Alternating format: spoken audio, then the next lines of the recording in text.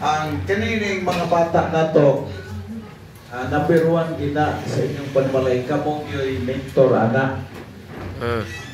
Kung sa gani ang kining sana tawag na performance sa pagdala ninyo sa inyong anak sa inyong balay,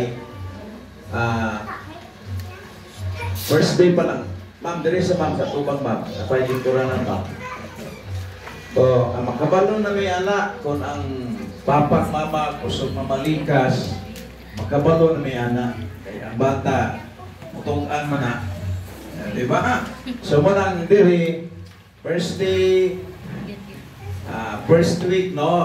Di pa kayo namang mailan, pero nga-to makadugay, kabalong ko sa mga bata niya, amo na dahil na siya matuluan sa prinsipyo sa Bible.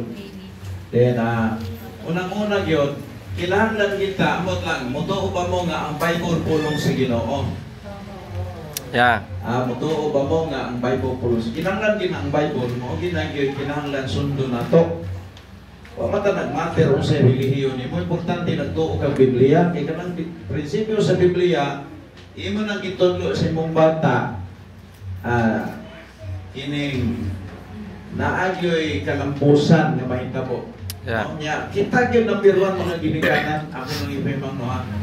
Ini ba kung mga bata na to, sige nagkat, kung sa iyang buhaton na to, iyan ang hibanan na ipangpanultiyon na matod pa nila, kahit mali ang ginagawa sa mga matutanda, sa mata sa bata maging tama. Ma'am, napay likuran na rin ma'am. Wala pa likuran na, marunong pa likuran na sa okay. Okay.